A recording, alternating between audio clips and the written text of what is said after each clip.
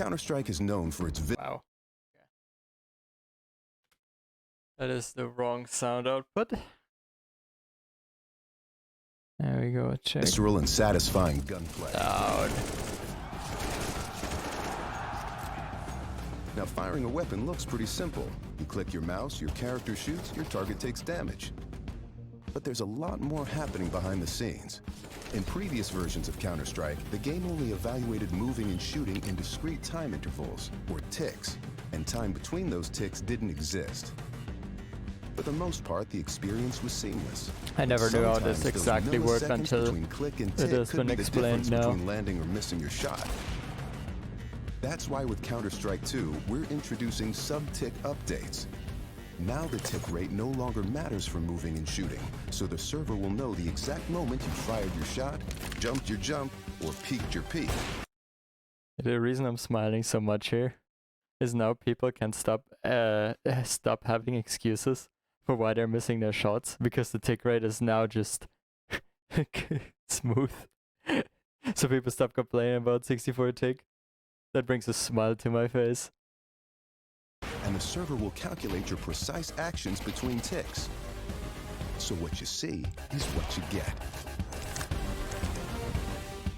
Hell yeah. Hell yeah.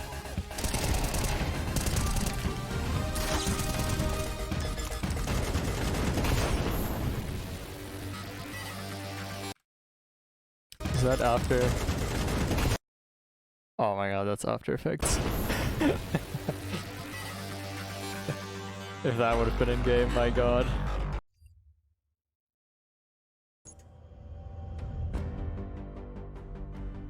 With over 20 years of history, maps are a fundamental pillar of Counter-Strike. And in Counter-Strike 2, maps are getting a new look.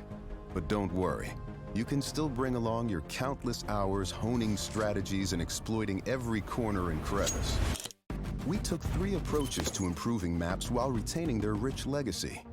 First, there are touchstone maps. Classic maps with solid foundations that players can use to evaluate gameplay changes from CSGO to Counter-Strike 2. These have improvements to lighting and character read, but otherwise haven't been changed. Next, we have upgrades. These are maps that use new Source 2 lighting, including a physically based rendering system that produces realistic materials, lighting, and reflections. It looks like visibility will be much less of a problem, except for Agent maybe. The oldest maps have been fully rebuilt from the ground up, leveraging all of the Source 2 tools and rendering features. These tools will be available for community map makers to make it easier to build, experiment, and iterate.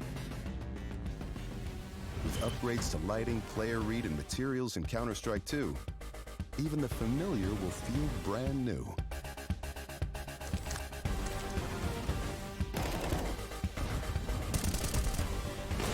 Okay.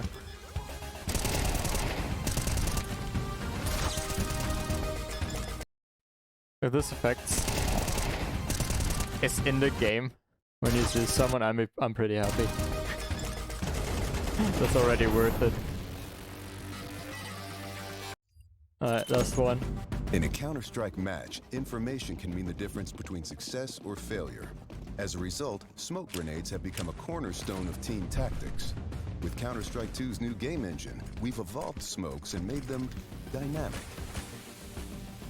Smoke grenades now create volumetric 3D objects that live in the world. Now, not only do all players see the same smoke regardless of position, but the smoke can interact with the environment in interesting ways. It reacts to lighting, grows to fill spaces naturally. Okay. I wonder how this works on, for example, Monster Overpass, right? If you toss a smoke grenade, like pretty center into the tunnel, if it will spread similar, like if the smoke cloud will be much thicker, basically.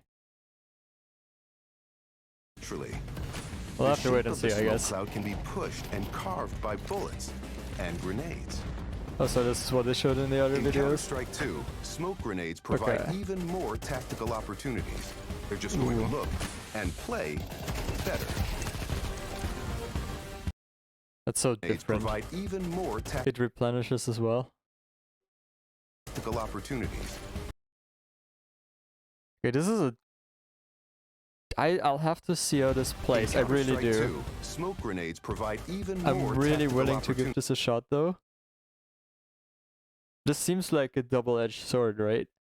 Because it's like, if the sounds are still the same than they are right now, the enemy will be able to hear that you are tossing a grenade onto the ground, and he'll be ready for the grenade to explode the smoke. So he'll be just as ready as you are, right?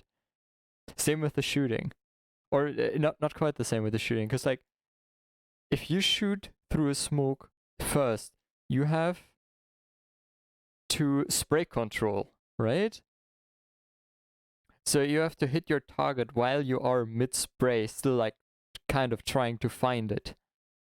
While the enemy is like, oh, the shot's coming from there, and you can see him and has the first bullet accuracy and stuff. So this can be like a really nice double-edged sword and can work both ways. Smoke grenades provide even more tactical But I have to opportunities. see. I'll have to see. Also, details. The HUD. Clean.